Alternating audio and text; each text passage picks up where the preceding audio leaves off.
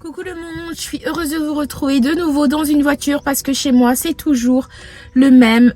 Il fait gris dehors, donc du coup la vidéo je veux qu'elle soit belle pour vous et qu'elle soit nette, donc du coup je filme dans ma voiture.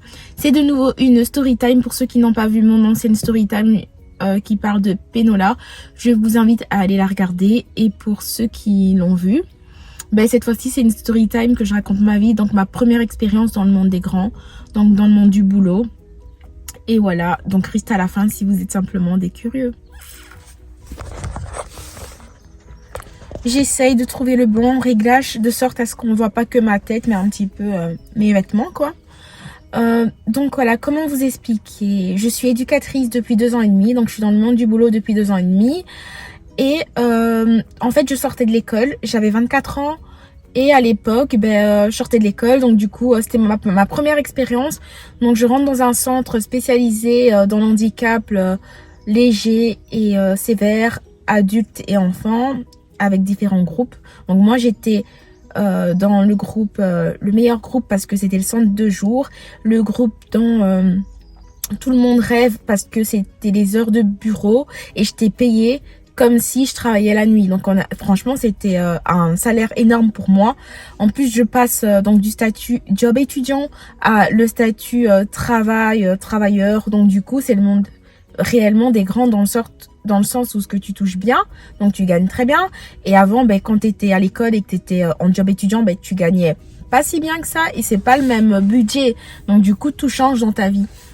Et de là, je rentre dans ce centre où allez, une quarantaine d'équipes.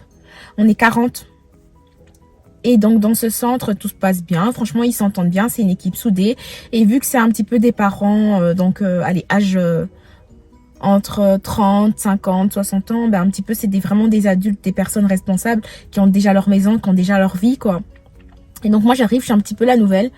Et je m'entends bien avec tout le monde m'aide, tout le monde m'apprend à comment travailler, tout le monde m'explique les règles, par exemple, comment créer une activité extérieure.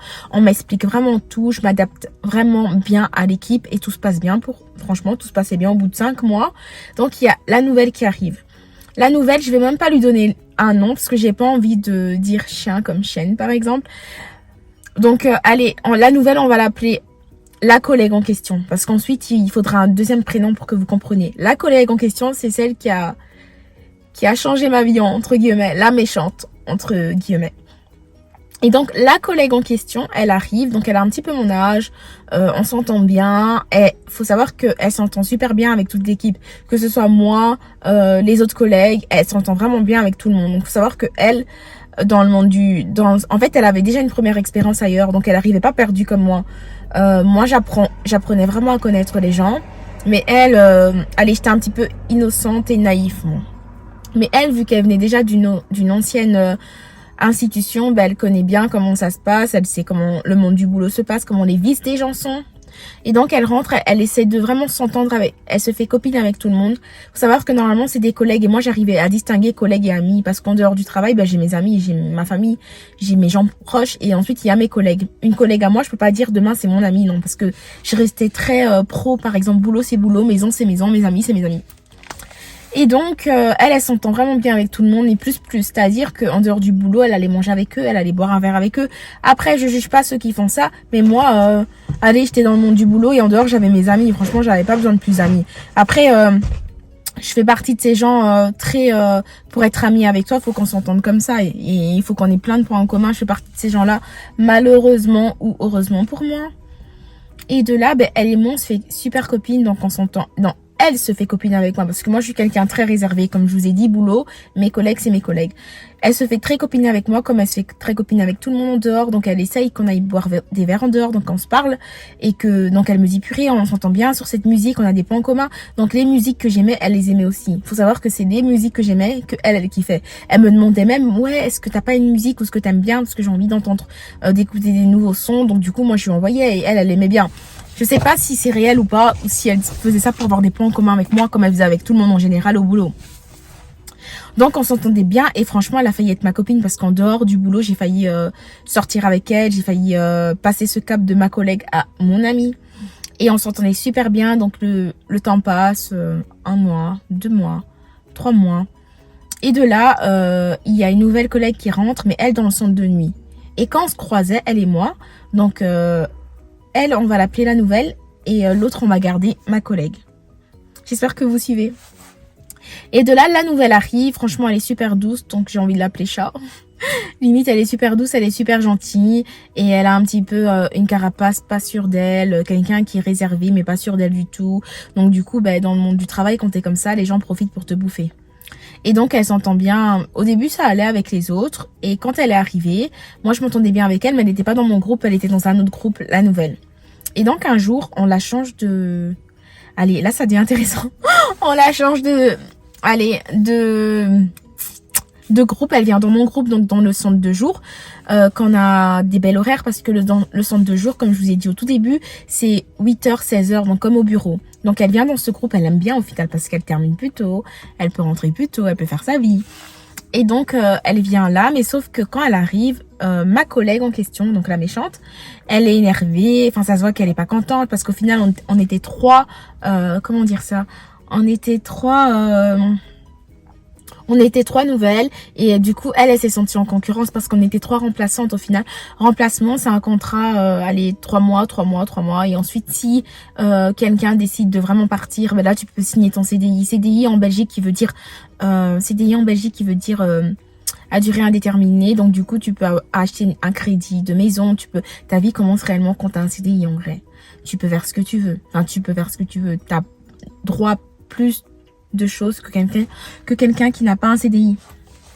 Et donc, je pense qu'elle se battait un petit peu pour ça parce qu'elle m'a expliqué que son chéri voulait acheter une maison et que elle avait pas de CDI et elle avait pas assez mis de côté pour acheter une maison.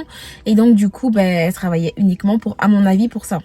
Et donc, elle se fait amie avec tout le monde. Et quand la nouvelle rentre dans mon groupe, elle est super méchante avec elle. Genre, elle lui explique rien. Quand il y a une nouvelle à dire au groupe, elle le dit à moi, aux autres, mais pas. Je pense qu'à moi, elle voulait pas s'attaquer à moi parce que je m'entendais bien avec tout le monde avant qu'elle arrive.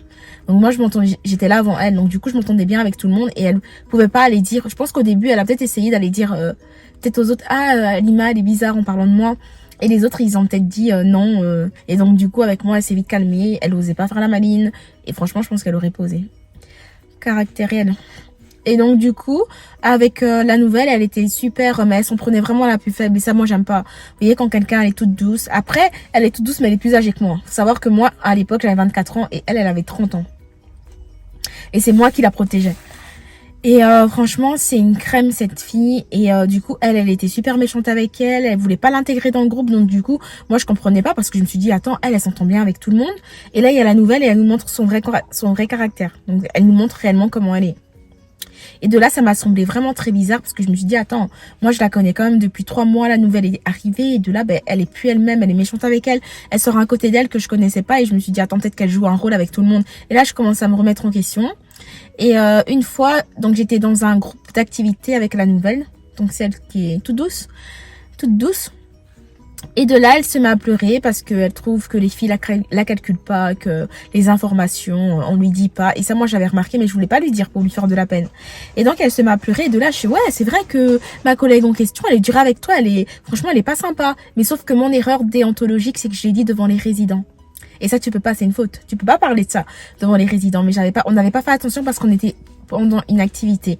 Et c'est dur, parfois, quand vous êtes qu'avec des résidents, de se mettre à côté. On peut pas pour commencer à parler de notre vie.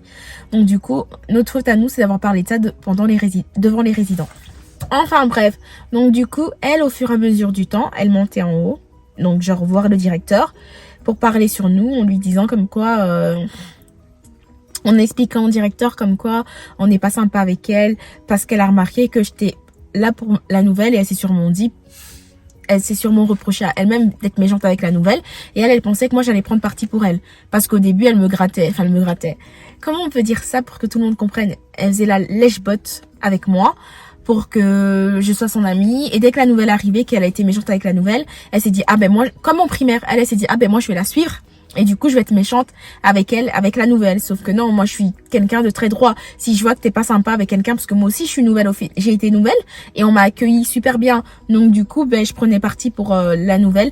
Parti sans le montrer. Parce que je reste intelligente. Je prends parti, mais je le montrais pas. Mais elle, ce qu'elle a vu, c'est que je m'écartais un petit peu avec la nouvelle pour parler. parce qu'elle était pas bien au final et personne ne la calculait parce que ma collègue s'entendait bien avec les autres et elle a réussi à faire, vous savez, les groupes de primaire là, on sépare tout le monde et on ne se mélange pas, c'est la guerre, là, enfin bref. Du coup, la nouvelle se sent seule, elle pleure souvent et elle se sent en danger. Du coup, elle monte en haut voir le directeur tous les jours en pleurant, en disant comme quoi on l'harcèle.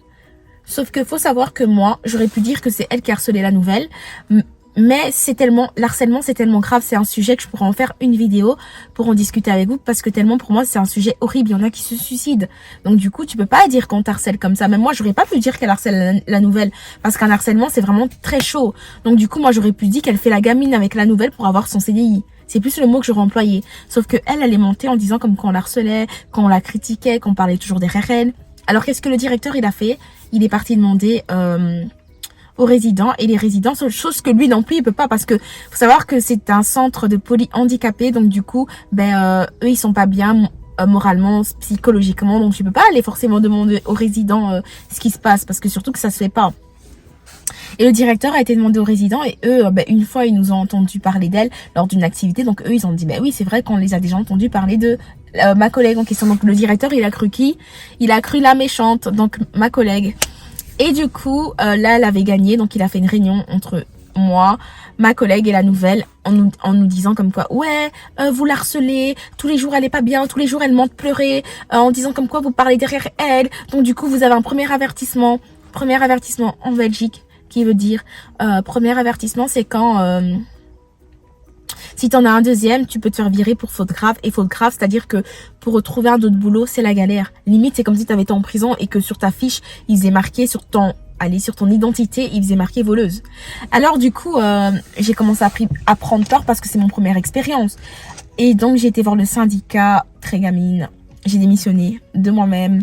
J'étais vraiment énervée contre ce que le directeur a dit parce que franchement, je suis pas quelqu'un qui harcèle. Et quand il y a une injustice, en sachant que c'est elle qui faisait l'injustice et que c'est nous qui a eu un premier avertissement, donc qui est quand même grave. Parce que premier avertissement, c'est grave. La deuxième, tu peux être viré pour faute grave et tu peux ne plus jamais retrouver de boulot. J'ai trouvé ça énorme. Il aurait pu nous dire, écoutez, s'il la croit en fait, il aurait pu nous dire cette fois-ci je la crois, mais la prochaine fois vous aurez une première avertissement. Là ça aurait été, mais après vu qu'il a été voir les résidents et que elles lui ont dit oui c'est vrai qu'une fois elles ont parlé sur elle, sauf que moi quand je parlais sur elle, je parlais pas réellement sur elle, j'essayais de rassurer la nouvelle en sachant que l'autre était super méchante avec elle. Je sais pas si vous me comprenez. Et de là, donc, j'ai démissionné, j'étais voir le syndicat. Le syndicat, c'est celui qui s'occupe du travail, en fait, chez nous. Je sais pas comment chez vous on dit, en France ou dans d'autres pays, mais en Belgique, c'est un syndicat, c'est ceux qui s'occupent du travail, en gros.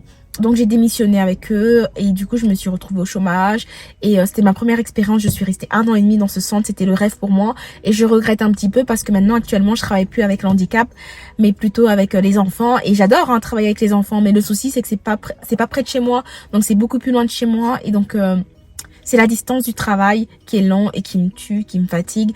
Et donc, du coup, je regrette dans le sens où j'avais un travail à côté de chez moi.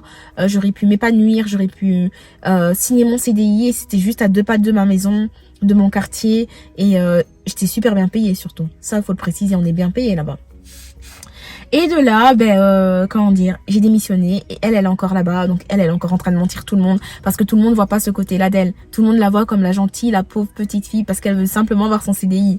Mais moi, je crois en Dieu et je pense que toute chose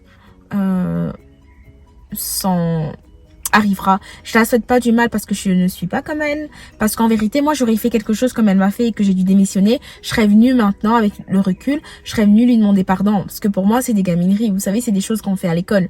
Et encore maintenant, je peux pas parler d'harcèlement parce que c'est un sujet assez sensible pour certaines filles. Et je peux même pas dire qu'elle m'harcelait parce que je trouve que c'est un sujet super dur et c'est pas vraiment ce que je ressens en fait. Je ressens qu'elle a fait de la gaminerie et que elle connaissait juste le vice du travail, entre guillemets. Et donc voilà, donc tout ça pour vous dire que si vous vivez des moments comme moi j'avais vécu à l'époque, ne démissionnez pas, restez et battez-vous. Ne faites jamais l'erreur que j'ai fait. Après j'avais 24 ans, donc du coup je peux pas, je remets tout sur mon manque de maturité malheureusement. Et donc, je vous conseillerais de rester là-bas, de prendre sur vous, d'être forte pour toutes ces femmes qui vivent ce que j'ai vécu. Et donc, du coup, peut-être plus maligne que ça, et de prendre sur vous et soyez forte parce que c'est vraiment pas facile. Moi la première, j'ai démissionné, donc du coup je ferai plus jamais cette erreur là avec parce que je sais qu'on peut regretter. Donc voilà, c'était ma première expérience. N'hésitez pas à me dire en commentaire ce que vous aurez fait.